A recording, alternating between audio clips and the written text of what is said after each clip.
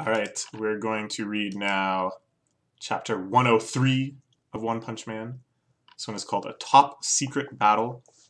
The three samurai have run off, allowing Sweet Masks to deal with the raid suit brainwashed rescue squad that was sent in earlier and had been possessed by Super S, brainwashed into fighting for her, as well as Super S herself, whom Sweet Mask seems totally unconcerned with. I'm not so weak-willed as to be brainwashed, he says.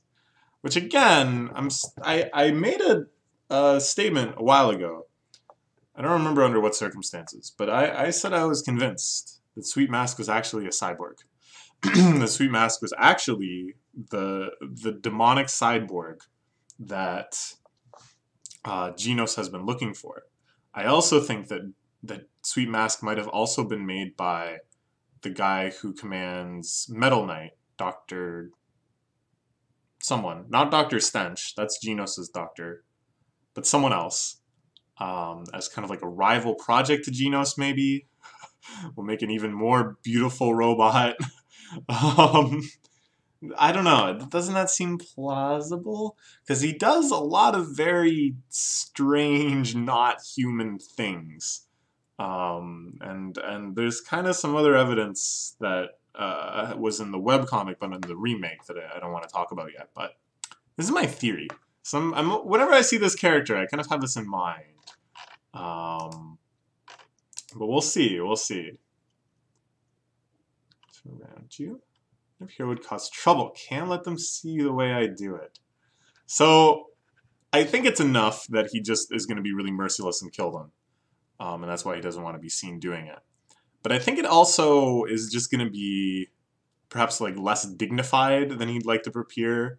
Perhaps he's going to behave more erratically and combat focusedly, and he's going to kind of like lose his cool a little bit. Because yeah, when he says like that, can't let them see the way I do it, that does give me shivers. Probably not the same type of shivers as Super S here, but it is interesting. Like, what is he gonna do? Is he gonna pull his arm off and there's a gun? Huh? Because he's a robot?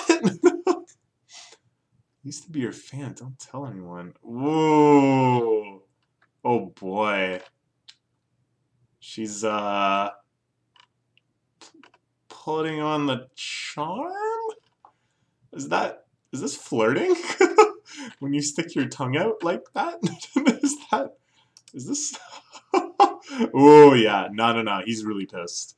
This is the sort of piss that he gets when people get ugly. When he sees something that disgusts him, you know? And of course later in this arc, as I alluded to earlier, in the fight against another monster, this becomes a major factor. Going down, you hideous monster. Simple solution of his. Some secret technique of sorts which wishes to keep secret from prying eyes. Yeah, it's called murder.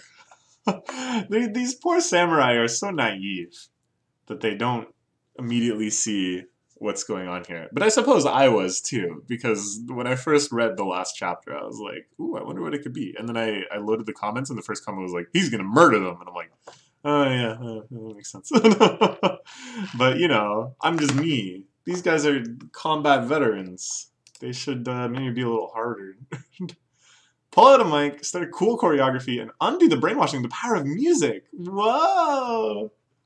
Yeah, maybe she's a big fangirl too. I mean, Sweet Mask is supposed to be like super popular, right? So the odds are decent that anyone is going to be a fan of his. Is that what he's going to do though? I don't think he's... Yeah, no. It's the exact opposite of that. No choreography, no coolness, no soundtrack. Just the veins bulging from his neck as he prepares to fight his heart out. Oh my god, yeah, he just rips them to shreds. Jesus. No, she made a mistake when she was like, oh, maybe I'll even release the hypnosis. That's how you knew that she didn't actually understand what was about to happen. She had already been observing how reserved the samurai were, how unwilling they were to hurt the actual humans inside of the suits. And she was like, ah ha ha, these sucker heroes. Don't they understand that this is war? He does. He does. He's okay getting a little blood on him. They didn't even give you pause. Really the same Sweet Mask from the shows? Oh, that's a nice contrast between this really glamorous shot on the red carpet and then this demon. Ooh, and look, when he's fighting like this and his cross necklace is flying out backwards, it becomes upside down because he's like demonic now. Ah! Alright.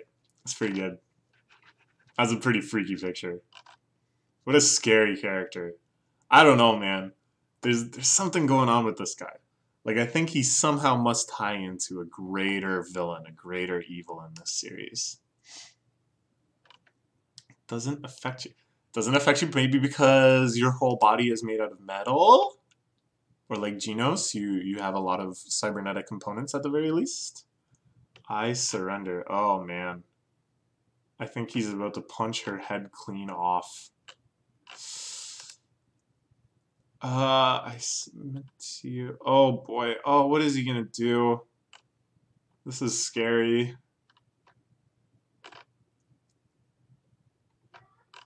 This is such a good matchup, you know? Like aesthetically and for all the reasons I mentioned last chapter too of him taking over the fight from the samurai.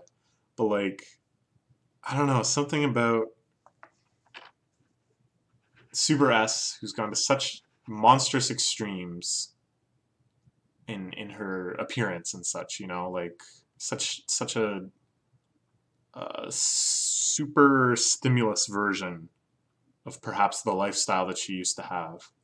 And then Sweet Mask too, kind of like a super stimulating, hyper real version of a pop star, you know, a pop star beyond pop star. This is the dominatrix beyond dominatrix. Death to monsters. Man, these have been some gruesome chapters. This and the Zombie Man versus Pure Blood vampire fight were a lot of blood, a lot of gore. This one at least we get off screen. All we see is the splatter. Oh man, oh this face. The bloodshot eyes too. Oh! Meanwhile, what about the loss of physics? How does that digestive system even work? I think we have witnessed something that ought not to be seen. Oh man. Let's go back and find another path. Yep. So, you know, that's kind of what I expected. He just one bites it. He's the one bite man. So this is cool. This kind of mirrors a thing that was in the original webcomic, which was like a series of showing just how much stronger the S-class heroes were than the demonic level disaster monsters. And here it wasn't so clean. Like there it was like a very clean thing where like the S-class heroes all just like completely wiped the floor with the demon class monsters, and then the executive monsters are like, ooh, something's going on. Like we're needed, you know? And the structure of that was like really simple and really hype. Here it's a little more complicated because all of the fights have been extended at least a little bit, with roughly the same outcomes. But of course, like Child Emperor versus Phoenix Man never happened in the original. Garo versus Rover was much smaller in the original, and of course the Garo versus Orochi, King of Monsters, wasn't in there too. And Lightspeed Flash versus the Ninjas, a much more involved fight than Lightspeed Flash got before his, of course, untimely sword stuck in rock scenario. So it's like they're still kind of getting the same message across, but it's a little more complex, which is cool.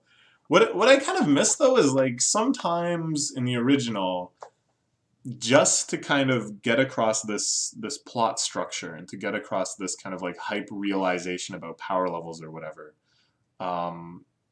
so much of the original kind of storytelling convention would be abandoned.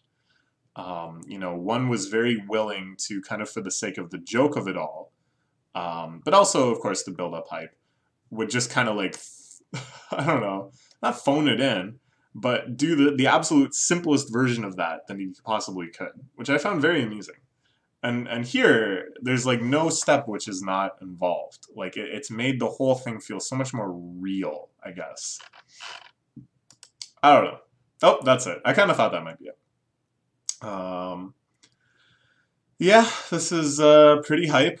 We still haven't even gotten to the real meat of the Monster Association arc, if you can believe it. For you webcomic readers out there, let me just tell you, if you're hyped already, you better make sure you still have some room to go up. Otherwise, you might have like a heart attack. just so you know. We haven't even seen the hypest monsters. We haven't even seen the craziest fights. We haven't even seen the tear-jerking, moving conclusion. And I really think, if you haven't read the webcomic and you don't know what's coming, you won't even be able to guess. It's so crazy. It's so good. Okay, that's all for now.